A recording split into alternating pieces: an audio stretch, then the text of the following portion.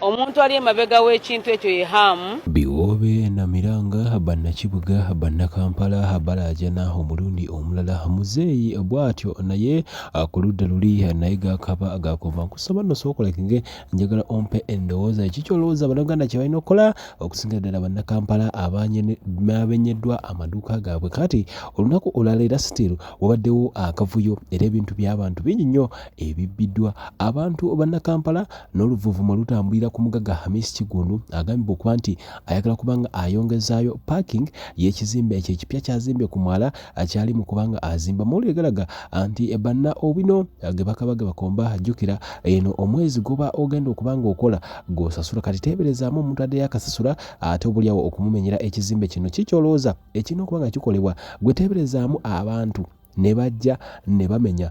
tekimakinga sense njagala gwe awawuliza mu Uganda oli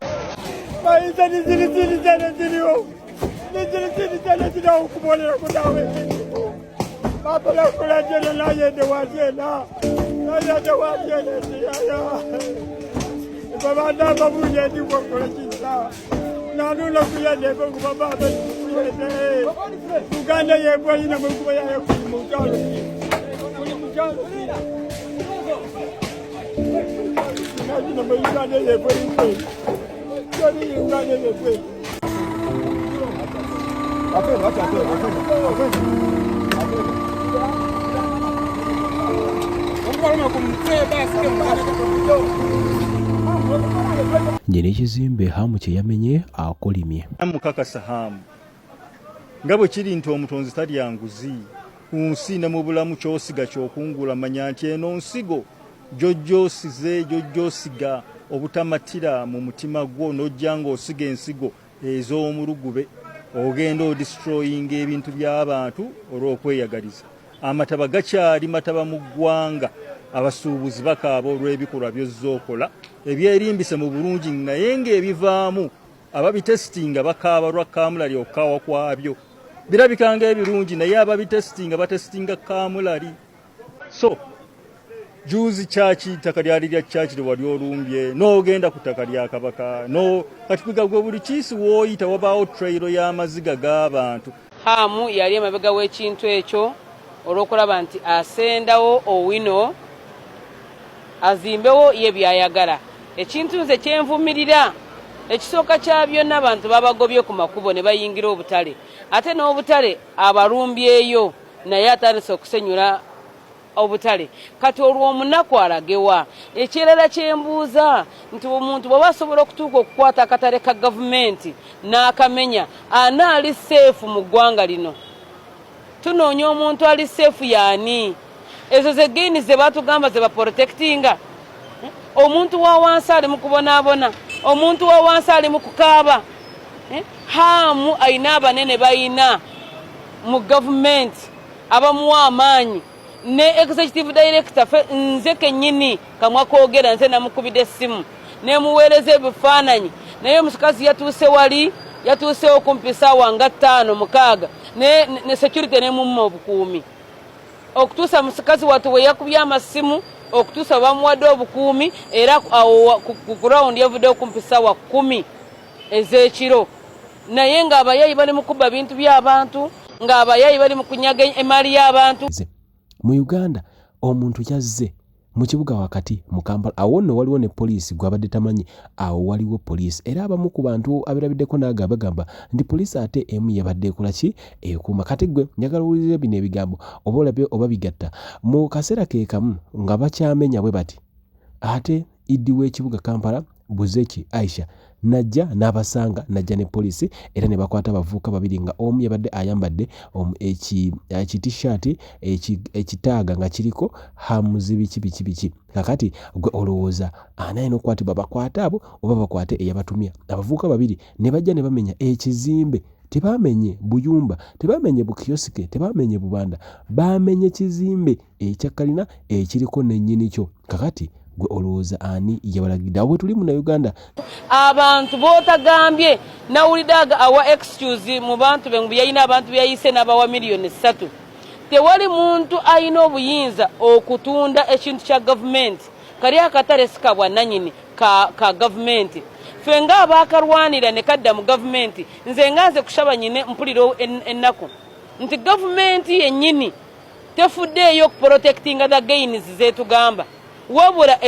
Assalamu alaikum warahmatullahi wabarakatuh. Yenze Haji Aruno omusomi w'edduwa asangibwe Bulumagi ku luguudo lw'Ejjinja nkola ku bintu ebyenjawulo ng'emuli endwadde zitawaanya abantu ababulijjo nkola ku abo bonna abalina ebizibu mu mukwano bw'oba olina ebizibu mu mukwano jangu gyendi neeyonera nsobole okumalira ensonga nkola ku mikisa egy'emirimu nkola ku abo abaagala okugenda ebweru buntu nk'okozesebwa amajiini okozesebwa saitwani ebyo byonna mbikolako osobola okukozesa ennamba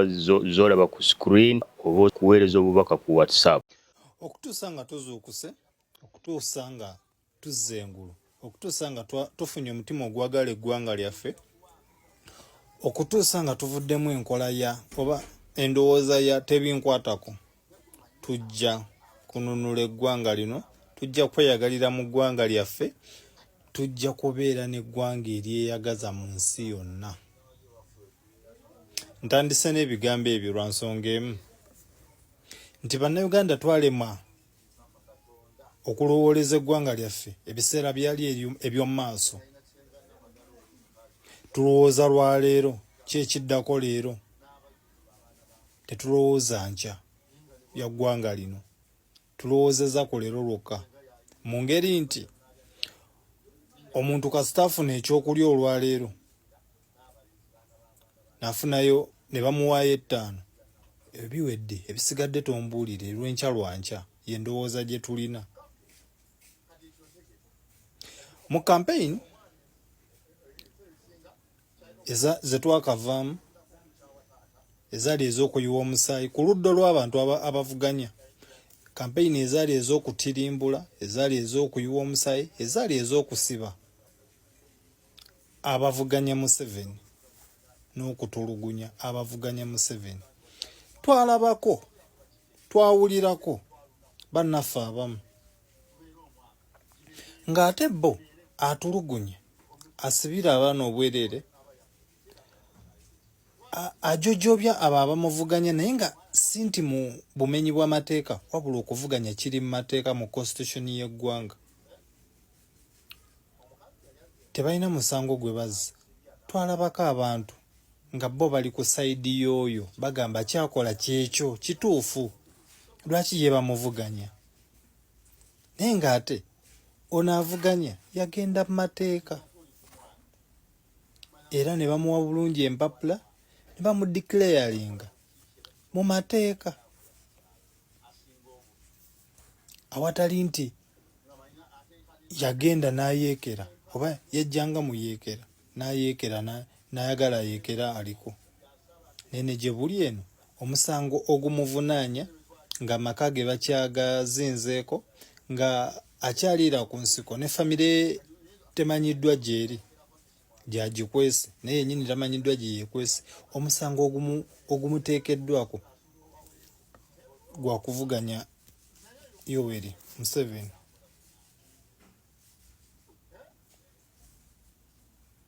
Mu mbeera eyo tukyalinayo abagamba kituufu babimukole, kituufu. Ekinjogeza ebintu ebyo abasuubuzi ba Uganda, how are you? Asooke mbabuuzeeko temugamba akavubuka kalina empisa embi katwogerako nga tekatubuuziza nako, mugyebale. Abasuubuzi ba Uganda nga tetunnagenda mu kalulu, nga tetunnaba kugenda ate mu butali bwenkanya, moreover mu butali bwenkanya na mu bumenyi bw'amateeka. Wano wazze n'omenya ekiro waliwo ne court order ebatangira okukola bye mwakoze. Baba gisaabinze batandi bange ne mugezaako ne mubakwata bukwasi n'okubakasuka eri ne court order zaabwe. Eky'omukisa omulungi Idi yabasanze. N'ababuuza kaati eno gye mumenya wammwe. Era musajja we yakizze mu bulungi nti eyo si waffe n'ababwaki mumenyayo. temumanyi boundaries zammwe omwala mwagala gugaziya mu ndowooza zammwe nti wali sinsi twagala katugugaziye tugambe nti gusuka okugenda bwe guti wazimbadde omwala gwaggwe wange obadde okimayo ki naye manya nti osize ensigo lubadde ki ojja gikungula muganda wange ensigo gy'osize ojja gyekungulira nze njagala kisookera ddala ettaka lyange lyampebwa gye nateekako projekiti saagala alitambaale ne kizimbe kyange kyabomodde kyayonoonye njagala akiyiririre ne properties z'abantu ebyamaguzi by'abantu ebibadde mu sitowa zaabwe byayonoonye nabyo njagala abiyiririre evuddeyo okudistroyinga gaini zaayo ako akatale ke kakyasinze mu east africa akatale owino naye ne mukaleka haamu akatwale nalabyeko jjajjaffe jjajja Narweyiso yali ku rediyo emu n'agamba mbu haamu akoze bulungi nze ng'azimba omwala ne haamu tumwongere ebirala kati essaawa zino owino agitwala n'essomero lya Nakivo settlement nalyo alitwala so tulina okulaba nga tulwana okulaba nga munnayuganda ava mu buwambe kubanga kati omuntu takyalina waawaaba security ebacking omumenyi w'amateeka kati essaawa zino security backing haamu kubanga yayina ssente kati omuntu wa wansi agenda kuddawa era tukivumirira ekintu ekyo President Museveni vaayo bw'oba omanyi nti ddala akatale kano akowino okaagaliza abantu ba wansi twagala kulaba ku ddoboozi lyo twagala kulaba nga haamu oyo agamba nti takwatibwako mumukangavule kubanga akatale ako ka gavumenti n'ebyapa by'owino kwebiri lwaki omuntu ava eri n'amenya akatale ka gavumenti ekitegeeza gavumenti temukyalina maanyi ga protecting abantu mwagamba nga mujja kukuuma abantu n'ebintu byabwe nga toba owino bamaze ogimenya kati ani gwe muprotectinga kitegeeza temulina maanyi ga protectinga bannayuganda munnayuganda agenda kufa